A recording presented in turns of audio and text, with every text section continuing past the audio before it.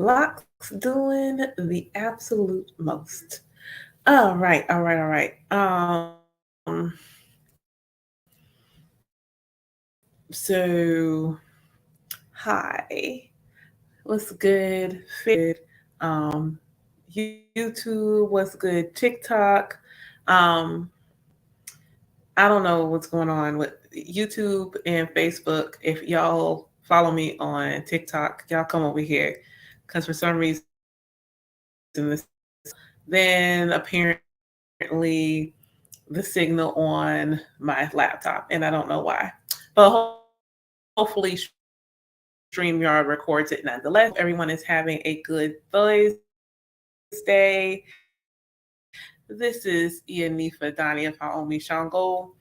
Hi. To do this is just a regular video, but I didn't feel like I could keep it under 10 minutes. And this is probably just also me being lazy. So I wanted to talk about inner work from my personal perspective. Everyone has their own perspective. This is mine. So for those who don't know me, I am Ianifa Dania Faomi Shango. I am an Ifa priestess and spiritual awakening doula for the African American diaspora.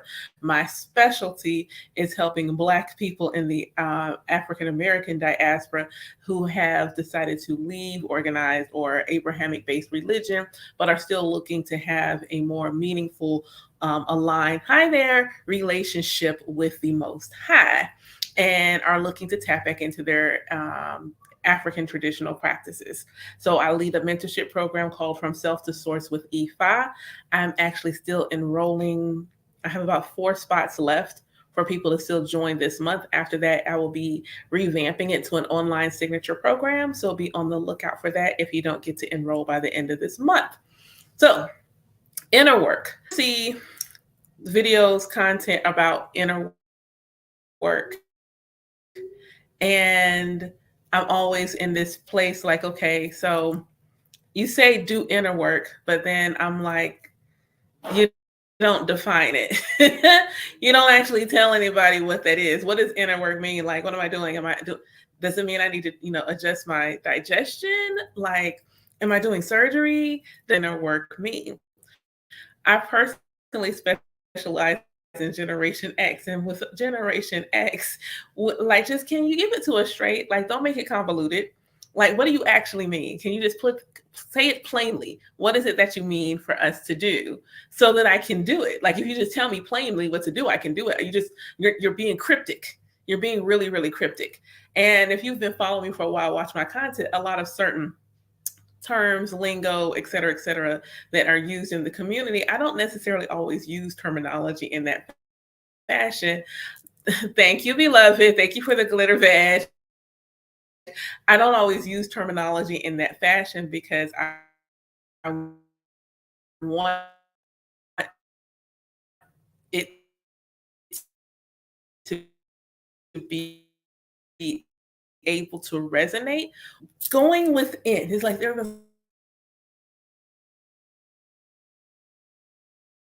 really just needs to be rebranded and get to know yourself.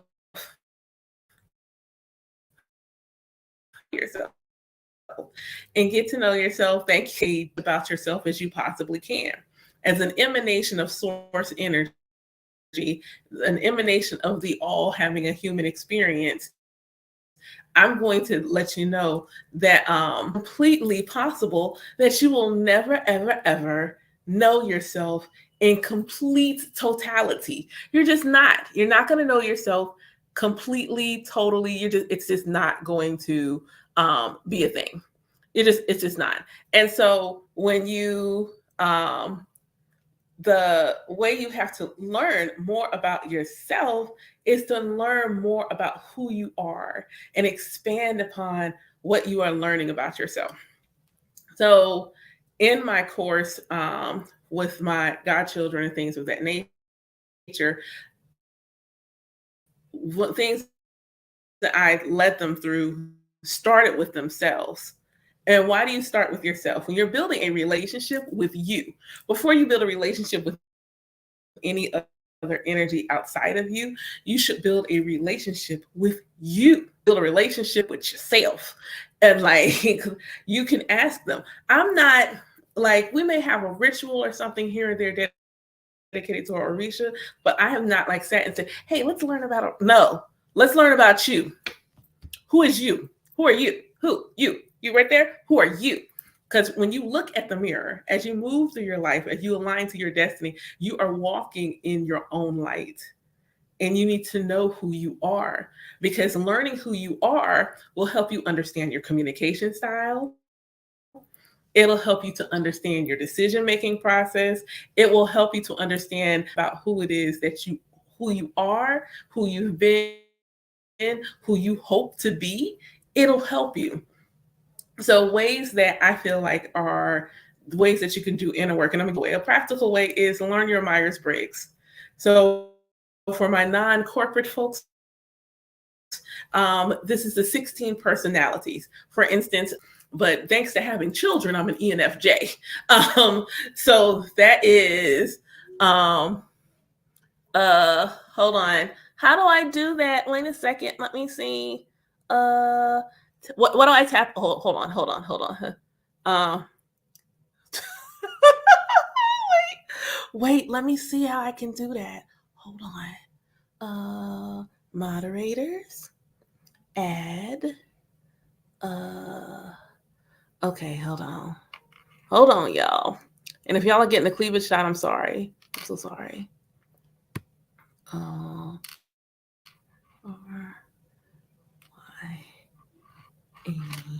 How do I do it? Oh, this has to be easier than this. Click on your name. And it doesn't give me the option.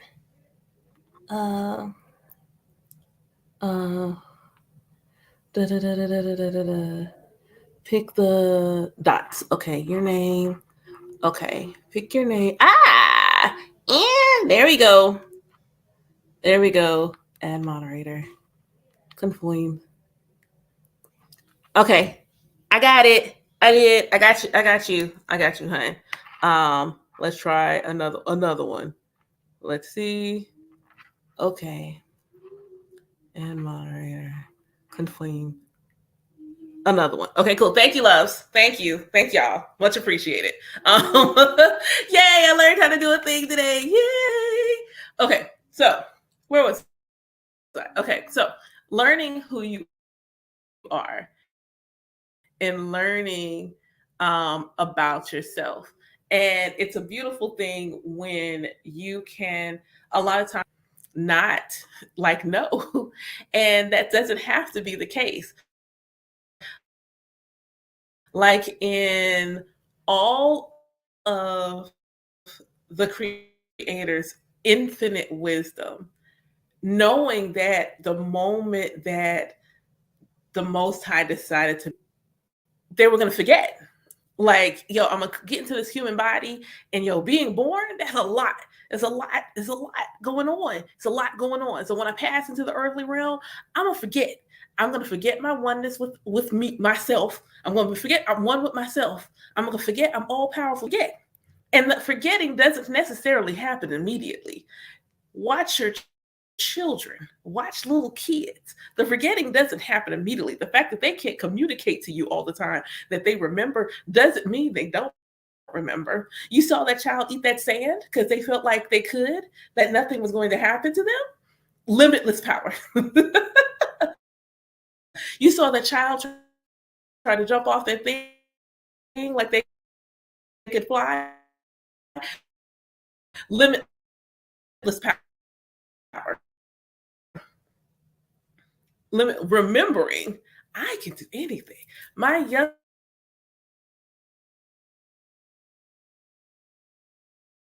youngest thing, he'd pick it up like, did you just ask me to do this? Did you just ask me to pick this thing up? Like, you want me to pick it up with my hand? With my hand?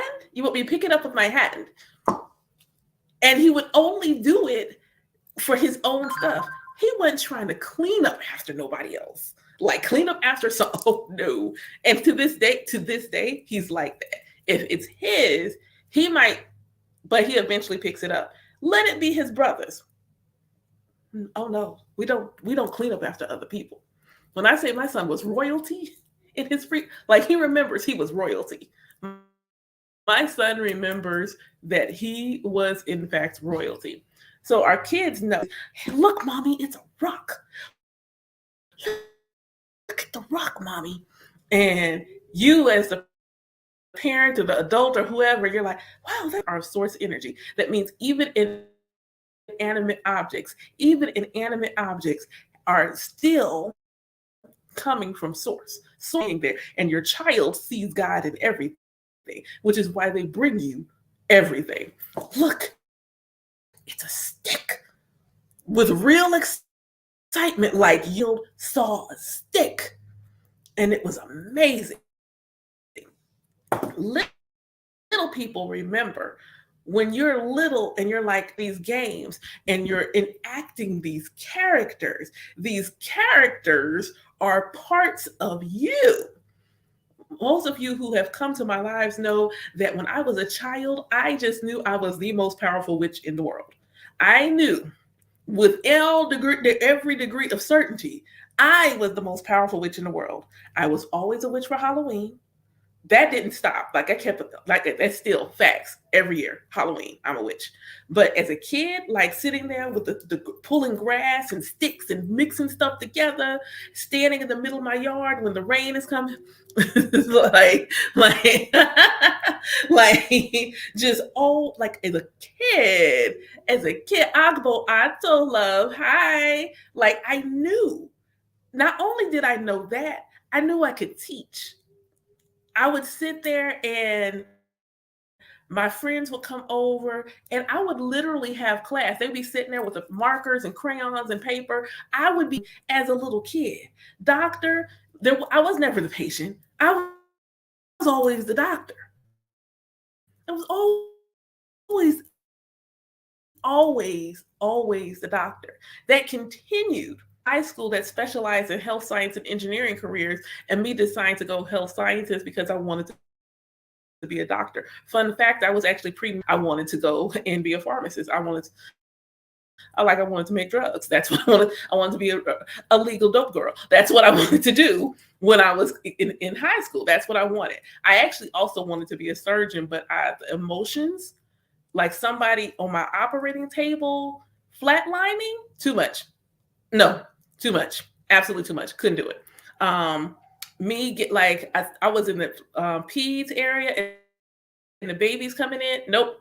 Couldn't do that either. I needed something where I could still help people, but I would not have to see the pain and the anguish of the people. So I also inherently in my youth still knew I was meant to do something to help people and help people be well, help people have wellness. But I also knew I needed to be able to find a way to do that and be a little slightly behind the scenes of what was happening. I was the kid that everybody didn't like because they always sitting at the teacher's desk great.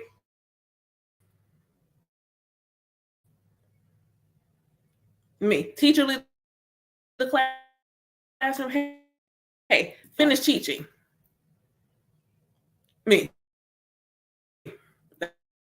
That was always me.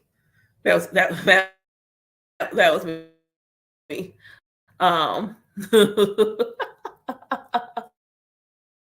Who would know? Like, I look at myself and imagine how often I dumbed myself down. Don't answer the question. Initially, I was taught on a regular basis. Being called all those things in my youth made me not want to be as smart as I was, made me want to hide my intelligence. I'm like, oh, like you speak so white because I was articulate. My mother is from North Carolina, but she doesn't sound like it. My dad is from New York. So oftentimes people don't even realize There we go. People don't even realize that I'm from Georgia because I don't sound like it. I don't necessarily sound like I'm from up north, but I don't sound like I'm from Georgia. And my parents were sticklers about that. They were really sticklers. I can flow back and forth depending on the audience, but they were really sticklers that I wasn't going to sound like I was from Georgia. The child of the 80s in Generation X, it was always, oh, you think you white. Why you speak so proper? You think you white. No, it's just because I can articulate myself in a way that lets you know what I'm actually saying. Like that's just it. That's just the way I talk. I don't know what to tell you. My parents talk that way. Like I don't know, like that's how my parents like I don't know what to do with that. So I would just sit and just like rate like lower.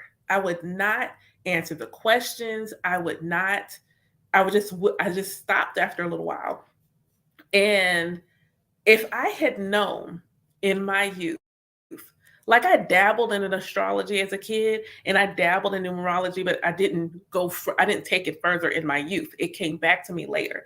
And I just imagine me learning that the reason I'm so emotional is because I'm a Cancer rising and I have an Aries moon. And this is why my emotions feel sometimes volatile the way that they are. That I'm defensive when my mother says something to me because I have an Aries moon. And Aries is a god of war. So I'm always ready to go to war when it comes to my emotions sometimes.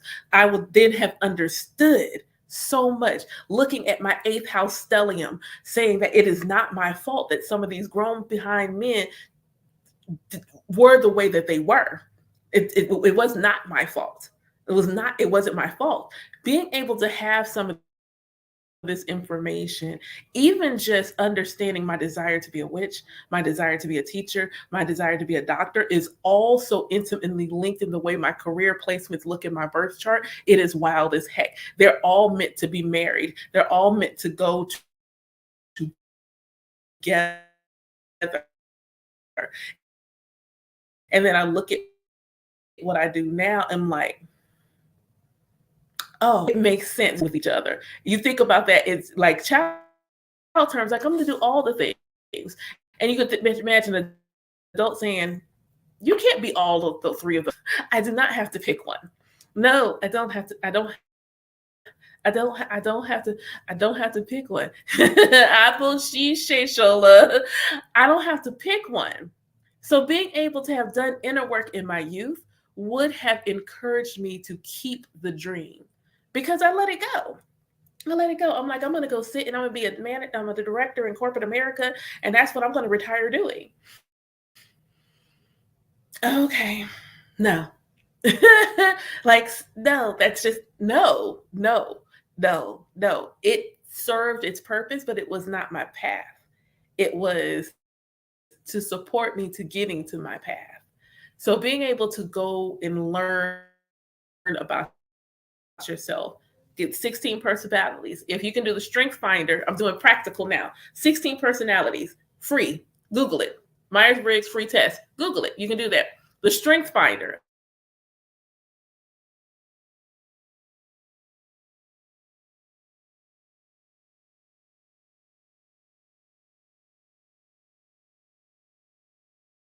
But because my laptop is gonna die and my cord's nowhere close. But the if you I think standout is only available to ADP associates now, but if you could take your standout and find your top two, that like they work so well together and I can see all of them in practical tools. 16 personalities, strength finder, standout. Those are practical, mundane, muggle, also visible in your birth chart. The 5 love languages, also very visible. You can do those. All, all of these things are practical tools, not necessarily spiritually based. About you is what inner work is learning about you. Spiritual tools, esoteric tools that you can use. Your birth chart. You need your birth time and location. This information is on your birth certificate. You can pull a chart for free of favorites. Cafe astrology is really wonderful because cafe astrology will actually give you interpretation. Actually, AstroSeek will give you some interpretation as well. So then instead of having to come up with $300-400 to go get a birth chart reading, you can at least get some foundational stuff.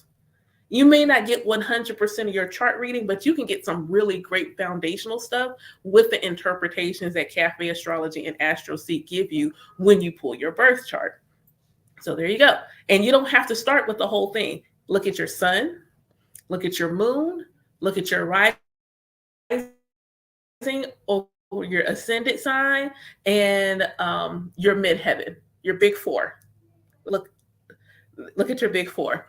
And so for me personally, that's one of the first things, like before researching anything else, that's one of the first things I did is that sun, moon, and rising in midheaven. And I was like, oh my God, wait.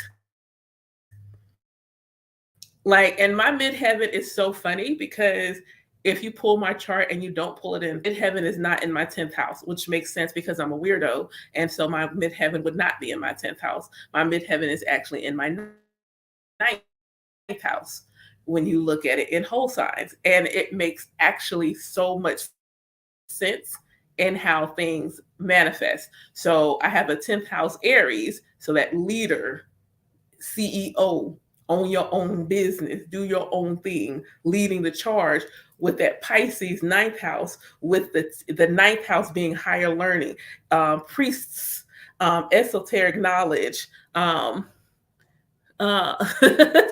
esoteric knowledge.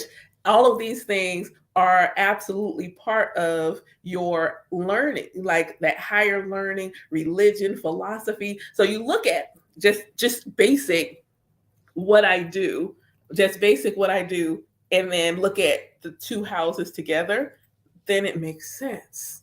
Then it makes perfect sense. And I'm just sitting there looking at it like, if I had known, but all things work as they should. But it's still like, as a kid, especially a kid who didn't have the highest self-esteem, being able to see this potential greatness that I like, oh, freaking, this is me.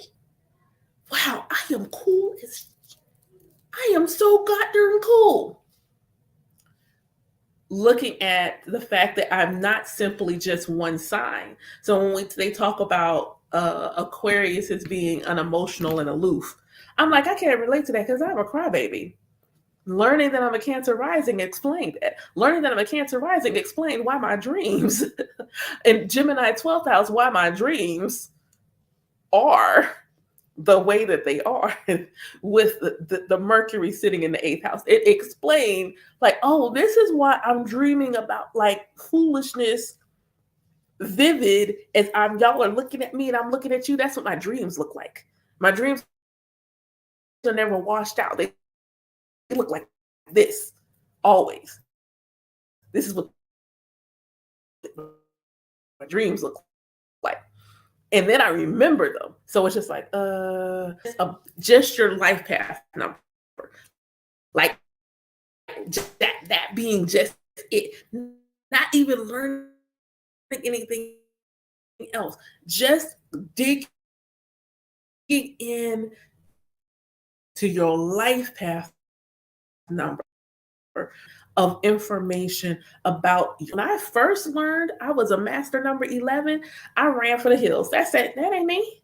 That is not me. That's a lot to carry. That is a lot of responsibility. No, no, no. 8. My ex was an 8. My ex was an 8. I attract 8s. I was like, no, no, no. No, no, no, not the kid. When I came back to it again, I was ready. The first time I read, I think I read like a paragraph of a master number 11 and like, nope, that ain't me. Wasn't able to resonate with it. When you look at the fact that some people do their birthday straight across, other people use the traditional method and do it in segments, the way that I teach it, it doesn't matter which method. I'm a master number 11 both ways. I was born at 25411. The house that I grew up in, the address, my house number added up, my address adds up to be 11. Not only does my current house number add to be 11, my my life path number, I'm specifically a 3811, and my address currently is an 83. Okay then. Well, okay. So you go within and look at just all of these things up here. Why do you start with that information first? Why did I start with my godchildren and my students that place first? Because I need you to have that part. Like, where you going? Don't from me. Like, exactly that right there.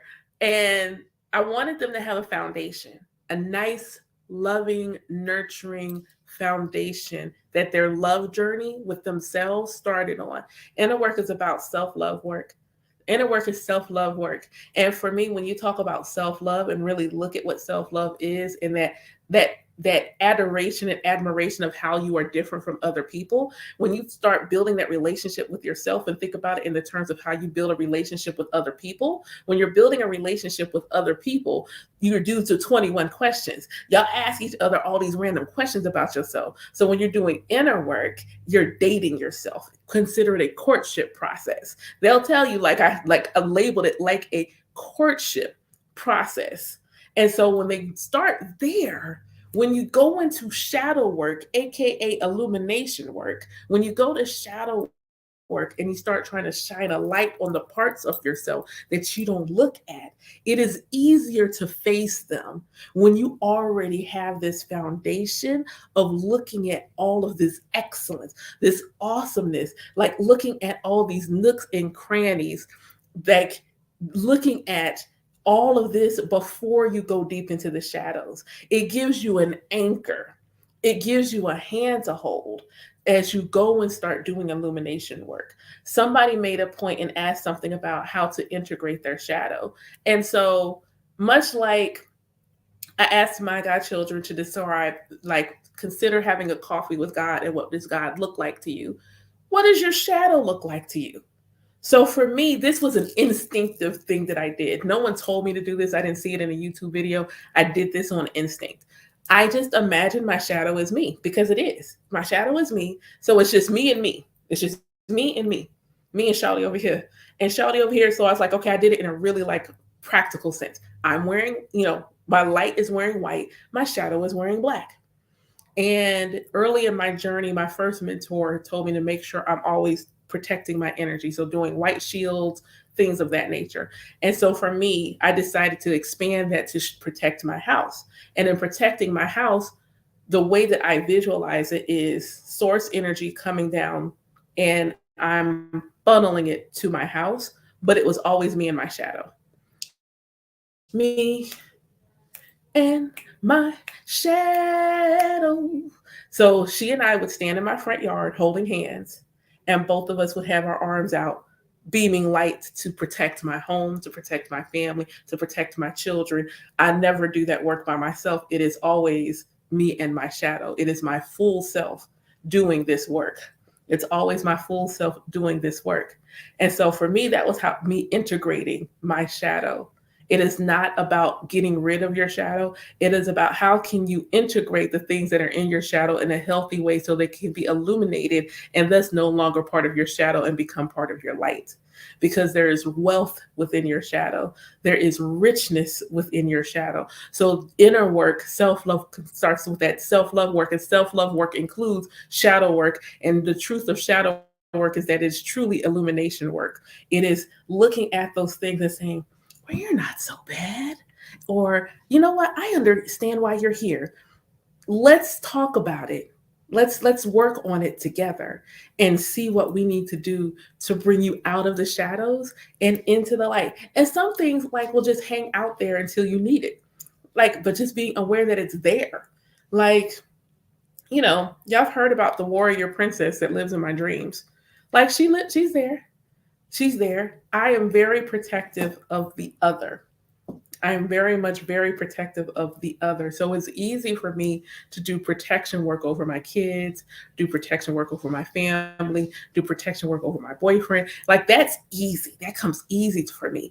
The standing up for self, standing up for me has been a work in progress, has been an absolute work in progress. So the way it manifests in my dreams is that I got smoke to give in copious, abundant amounts in my dream realm. Like, what did you say to me? I got one second. I got a rat tail comb. Like, I'm just gonna use this rat tail comb, and I'll be at your funeral, and I'll make sure you make it to the ancestral realm respectfully, or you can walk off. Like she be ready.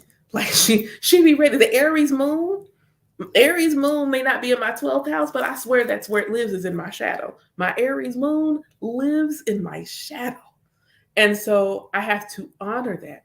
The irony in my love as a child of witchcraft and things of that nature is that it is also part of my shadow. It is absolutely part of my shadow. Hecate, queen of the witches, is in my 12th house, the house of shadows, my private self. That's where she sits at, is there. There. The 8th house, house of shadow, is my most active house in my birth chart. So the ability for me to easily tap into my magical essence, to tap into the things that are inherently just pure magic, spell casting, making spell jars, and they're all things that I love, but putting them out in the light and say, hey, look what I made, look what I made. Like that is a challenge for me. This is easy. Want to see what's hard? Hold on. I'm gonna show you. Hold on. Don't knock the table down. Don't knock the table down.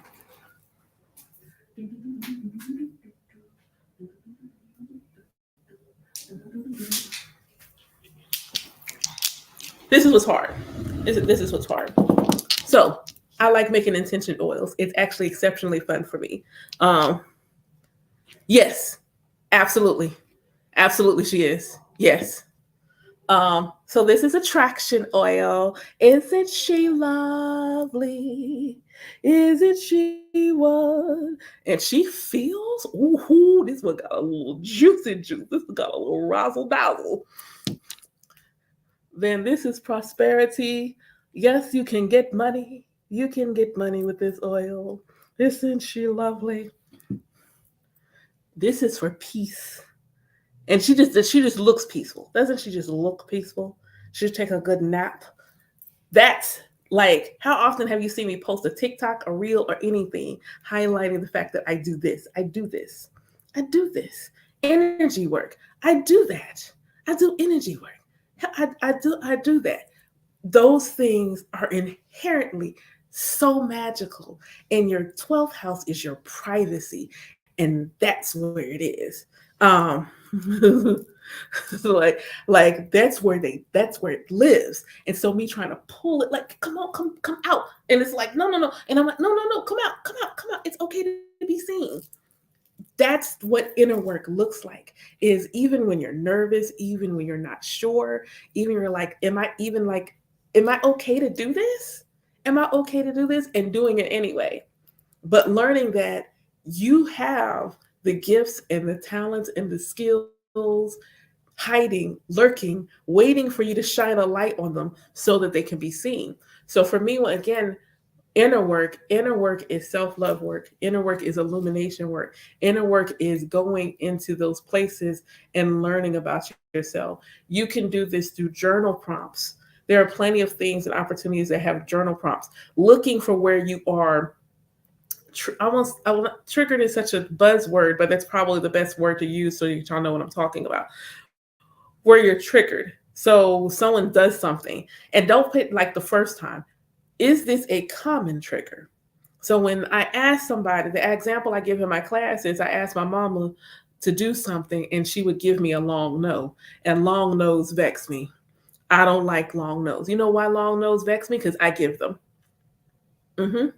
When someone's activating you in that way, they're activating a part of you. Every person you interact with in some capacity, especially over and over again, there is something about them that is reflective in you and vice versa. So when my mom would give me long no's, and I know why she gave them to me. She didn't want to tell me no, but she had to tell me no. So when she would give me these long no's, though, it's prolonging the no. And I'm just like, just say no. Just say no. Like, oh my God, just say no. Could you, Aries moon, could you just tell me no?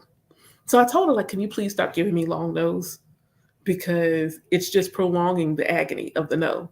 I'm going to be upset either way because it's something I need and I'm frustrated, but I'm not blaming you for it. It's just a frustration. It has nothing to do with it. Just give it to me. Just go ahead and just pull the band-aid off so I can scream and move past it. You're prolonging my ability to move past it and to make another decision. When I look at the that, I had to sit with it because I finally realized, I said, I am triggered. What in the French toast? So I sat and I thought about the last time someone asked me something and I had to tell them no. And when I realized that the last time someone asked me something and I had to tell them no, oh, well, I would, but I got to do, and I'm really sorry. Shadow work. Why am I giving long no's? Why? Why am I giving long no's? Because, and that's the people pleaser. I want to make everyone happy. And if I to tell you no, then that's going to make you unhappy. So the people pleaser had to, address that. I had to journal that out and understand. When my kids do certain things, my kids do something and I know they're teaching me patience, or at least attempting to, because they'll ask me for something. Mom, I want some juice. Okay, I'll get it. I'll be in the middle of something. I'll get it. 2 seconds later, Mommy, I want some juice. Okay, I'll get it. He's still here, looking at me, looking at him, looking at each other. Think about your manifestations. And all y'all with children, your kids do that. I want you to think about the last thing you tried to manifest, and then your kids started to annoy you about something, and you were like, dude, can't you wait? Our kids, man. So that inner work was like, oh my God, I'm being an impatient about my manifestation. And the more I like to lean into patience, the more patient they become. When I'm not sleeping like I should, they don't sleep like they should. They be up. Like my youngest would not even act like he was going to sleep unless I put everything away. Wouldn't even act like it until I put everything away. So paying attention to the people around you, especially your kids, but your friends. I have my, I don't know what we are. So I'll just say best friend for now. Best friend. He is both my light and my shadow. He reflects back to me all of the parts of myself that are bright and shiny and the highlights of myself. Natural leader, walk in the room and command attention. All of these things. But you know what? If I'm real honest, like real honest, the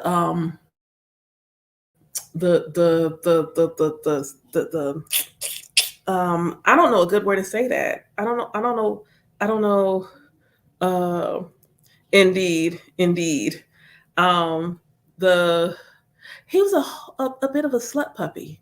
Yeah, I didn't know a nice way to say it. Like, a bit of a slut puppy. And so realizing that I cultivate romantic friendships. It's not that I want them, but the level of love in the friendship is beyond that. Someone told me I create beehives. And I'm like, what? They said you create hives. So when you think about what a hive is and you look at how a hive operates, you are the queen bee. You are the mother energy, you are the nurturing energy, you are the center and the focal point, and you consistently have bees around you. And I'm like, and it's not a one-time thing. I have at some point in my life, especially knowingly I have had at least 5 hives. I've had had at least 5 hives. And I'm just like, oh my God. Varying sizes. One hive was really kind of large, and it's almost all, I've only had one hive full of women, but the hive full of women, they were all lesbians. My hive full of women was all lesbians. So thank you for the roses. Thank you for the glitter badge. Like they were all lesbians. So they're either all men or lesbians. Like there's no, my hive is rarely in between. It's men or lesbians. And it'll be a collective. And they'll all be cool. But I have to be present. They will all inherently be cool. I had one, it was a small hive, and they were cousins. They were cousins. Both love me. I love them. Cousins. So I have poly tendencies, but in my romantic life, I'm very much monogamous. But in my friend circle, I create these romantic friendships. And in those, it gives an energy like I might be poly. And on more than one occasion, I said, if you don't get married, I'm just going to marry you all. On more than one occasion, in almost every group, if you don't get married in such and such a time, I will marry all. Like I'll just marry you all. I'll just marry you all. We'll get a really big house and like, but being able to have friends where I can see it, I've kind of just now accepted that this is who I am. I don't feel no way about it. I get it. I'm like when my hive busts up, it's a sad thing and I grieve it, but inevitably I will have another hive. It just is a thing. Um, that part, and it's not even that's like this, like it's not even like, oh, I just want to have you and never have like my own person. It's not what this is. This love is just that profound. It's just that profound. So my hive busts up like in every situation. There was rarely anything wrong either. It was just like I needed to come to a new hive. It was just simply like I need to go to a new hive. And that hive, and I'm not consciously thinking it, but apparently energetically I am. And so that hive splits apart. The women, we just stopped going to the club. It was just like one day I realized I hadn't gone to the club with any of them. We weren't going out together. I wasn't bartending the parties anymore. It's just all the things that I was doing with them just randomly stopped. The cousins, they were both military. They both got stationed someplace else. Um, the shaking booty dancers, that was the only one that was like something negative happened to cause that one to break up. But I also know that one wasn't a healthy one. Um, the others grew up and went off to college when I was younger. All these various little hives that I nested in and nurtured and whatever it's like, I don't know for the ones when I was younger what they received. So whatever they needed in the moment, and when I was done, flew off and cultivated a new hive. But being able to see how the people in my life were reflective of me and the aspects of me helped me to go within that self. A lot of times I think when people say go within the immediate hello beautiful, I hope you're having a great day as well. I think they think about meditation and like you have to go quiet and things like that. And for my godchildren, I just recorded like a small segment that I'm uploaded regarding meditation. But it's not just that. It's when you, even if you don't tell somebody what going within looks like when you're in meditation, like what does that look like? What is the visual exercise that you can give to them? And so for me, if I was going to tell somebody to do going within exercises within themselves, imagine having coffee with yourself. Just sit and don't judge the imagination. Have coffee with yourself. Pick an age. Have coffee with yourself as a little kid, like little kid. Start there. After you have coffee with yourself a few times and like enjoy your coffee with yourself, okay, cool. Have coffee with teenage you. See, a lot of times people talk about inner child work and you immediately go to like the little kid you. And sometimes the worst trauma is your teenage self. You need to do inner teenager work too. He needs to do inner teenager work, because when I look at it, it's my preteen into my teen years, preteen and the teen, like my 9-year old self going into teen. That's when little me, like little me. Oh, she was ready. Little me was ready. And what, like 9 and up is when it really start, like, and it wasn't that there weren't little things, but I was, it was that it wasn't like that 9 and up, 9 and up. I may even say 8, 8. Mm. So teenager me has been the one that's most manifesting recently, like all the way to having zits. I'm like, what is this? Y'all can't see it, but I can feel it. Like, what is that? What is that? I don't even want to put moisturizer on my face because I'm like, what is going on with my face being so oily right now? How old am I in this moment? Am I 16? I didn't even have skin issues at 16. Why do I need to have them now? Teenage me, she want to go out. She want to have fun. Like, she wanted her nails done, and I had to go ask the boyfriend, like, yo, can you run me some so I can get my nails done? I really want to get my nails done. And he gave it to me, and I got my nails done. But like, teenage me is like, where are we going in heels? Let's put the heels on. Where are we going? Where are we going with the heels on? She want to play. Just like, I want to go play. I want my laptop fixed so bad so I can play The Sims. Oh, for my Sims players, manifest with The Sims. Thank me later. Manifest with The Sims. She want to go out and play. So doing inner work is also stuff like that. I encourage anyone who wants to do inner child, inner teen work to do stuff little kids do. Even if you can't think of what you liked as a little kid and you don't have little kids to play with, do stuff little kids do. Go outside in the rain and play. Don't stay out there too long because I want you to catch a cold. But go outside and play in the rain. Alafia, go outside and play in the rain. Go play in the rain. Swing on a swing. Like, real talk, that's like my go-to. Swing on a swing will take you there, because when you get up here and that belly drop sensation, you instinctively want to put your foot down and stop it. Don't stop the belly drop. Keep going. Keep going. Swing on a swing. Swing. Ride on a merry-go-round. Go eat, like, get an icy. Eat a popsicle. Play in the dirt.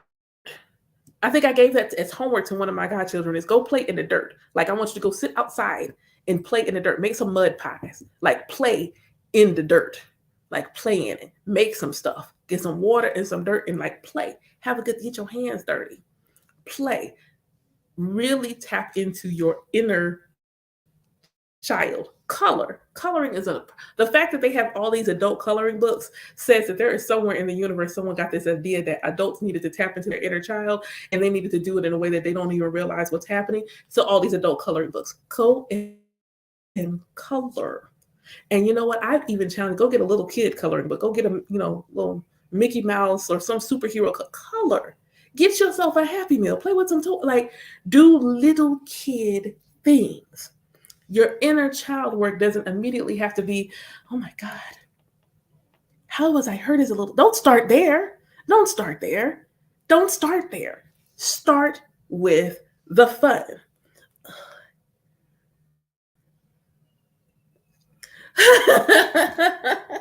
um, yeah, you can make some clay. You can make some clay. Make some clay in the house. Paint. Get some, like, don't get like good paint. Get like the really cheap paint where, like, when you mix it, it's unusable. Like, really get, like, really play like a little kid. Really, really play. Have a good day. Yes, I saw it, and send me when you're talking about. I got to see what the kid situation is, but send me when you're talking about, and we can talk about it. Um, and if you're going to work, have a good day at work. I hope you make lots of money. So yeah, do little kid stuff. Do little kid things. Visualize yourself having lunch with yourself. Inner work. Take yourself out on a date. This goes for the men folks too. Brothers, men, y'all deserve to take yourself out on a date, and I want you to be fine when you go. I need you to look so good. They're like, ain't nobody sitting with you? I'm sitting with me, and that's all that matters. With all audacity, respectfully, I need you to take yourself out on a date. I need you to take yourself out on a date. I need you to take yourself out on a date. I need you to send yourself pics. Send yourself pics. You ain't got to send it to nobody else. I mean, if you want to, you can, but I want you to take it for yourself. Take the pic for you. Take the pics for you. Get dressed up for you. Hold on. Yes? Was I still needed here? Because it's after 5. I wasn't. Give me a few minutes. I'll be done. Um,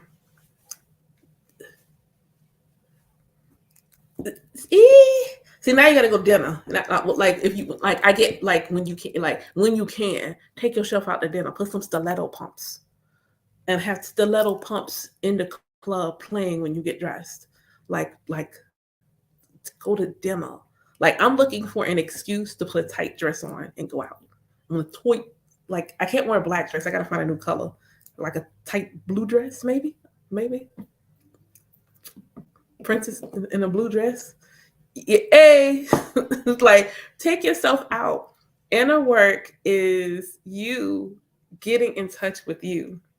I think two of my favorite assignments I've given my godchildren so far and how it is manifested in them it are the mission, vision, and values and redefining their relationship with God. Those two have been such amazing manifestations in how they embraced the exercise and did the work. Like as a teacher, it means so much to me for me to give you an exercise, give you homework, and you actually do that joint, and I can tell you did it by the way you converse about the topic. That means so much to me. It means absolutely so much to me. Hello, beautiful. It's so nice to see you. It's like it means a lot. So with the mission, vision, and values, they had to one identify their core personal values. They had to identify their top 10 and whittle that down to their top 5 core personal values. They had to then take those core values and write out what their personal mission statement is and how those values supported it. Why? Because they needed to know their why in their decision making process. They needed to understand why do they make the decisions that they make? Why is it important that they make these decisions? And they needed to integrate them, write them down so that you can see them on a regular basis, and then visualize what does your life look like when you are walking in your values? What does your life look like when they're walking in their mission? And understand as they grow and develop in like through their life, even through the year, those are going to change. Might have changed like 3 times. They're going to change, and giving them the reminder to reevaluate themselves and their values on a regular basis. The God class, though, oh my goodness. When I say I have about 10 students right now, I think there was about 9 present that day. And to listen to at least 8 different versions, 8 different manifestations. You're all in the same group, in the same community. 8 different manifestations of how they saw the creator of all existence and how that related to their life. Understanding that they have been, and some of them have been these Abrahamic religions where their relationship with the Most High was not healthy. There was pain, there was hurt, there was anger, and the fact that they were willing enough to face it, to go within and say, I am mad at you. Why would you let this happen in my life? Why would you let this happen to me? What was going on? Like to say that and then say, from this day forward, this is what I want our relationship to look like. From this day forward, this is what I want. Inner work is being able to sit with your creator, to sit with the source of you and say, I need this to be our relationship. This is what I want it to feel like. This is how I want it to show up in my life. This is how I want to see you reflected in me. And then be able to say, if I was having coffee with the creator, what would that look like? What does the creator look like? It was really funny how many said that regardless of the look, it was Morgan Freeman's voice. That was hilarious. But being able to like have that and see all the various, somewhere the source was a man, some was androgynous, some of the source just looked like the cosmos. It was so beautiful. But when you're doing inner work, you should be able to do that. You should be able to sit in contemplation, separate yourself from everything you've learned, and it's you and your creator that is also you, and say, what does this relationship need to be? How does it need to feel?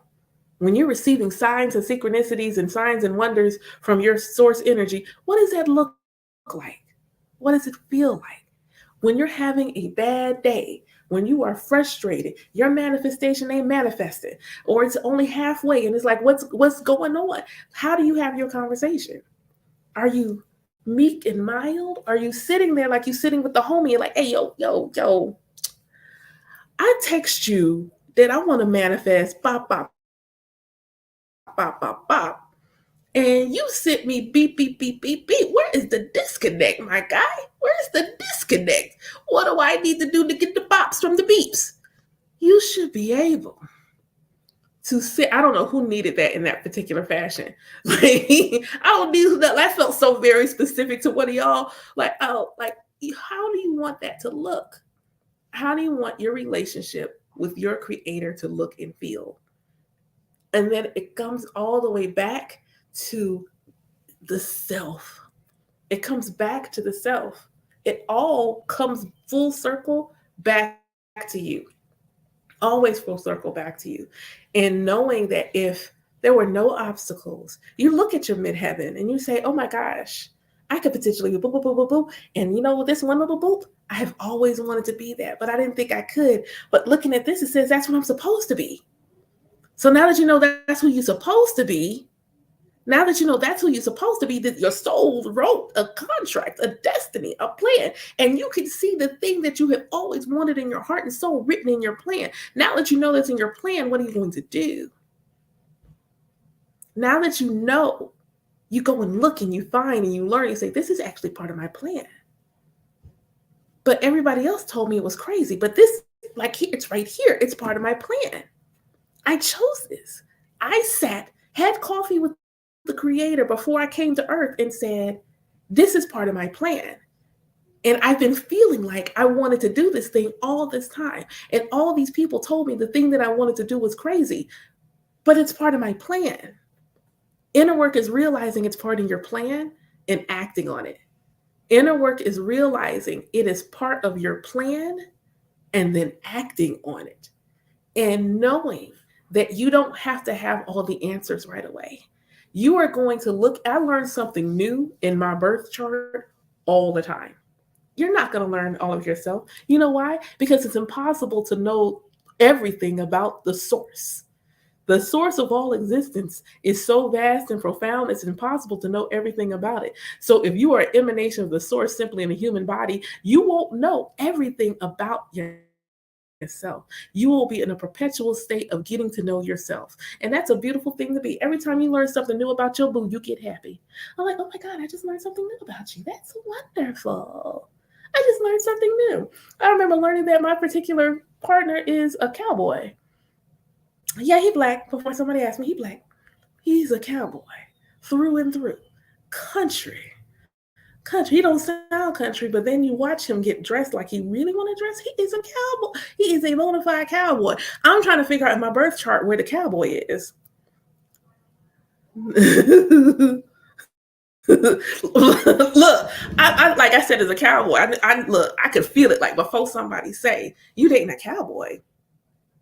Nah, he's black. He's black. He's a cowboy. He just horses and everything. Cowboy. He's a goddamn cowboy. And I'm just like, you was a cowboy. I'm like, wait, was you a cowboy? How? When did I was like, wait a minute. Why are you so gangster? The cowboy, help me. It's the coolest thing because he is unapologetic with it, completely unapologetic, so absolutely unapologetically himself, so unapologetically himself, and I love it.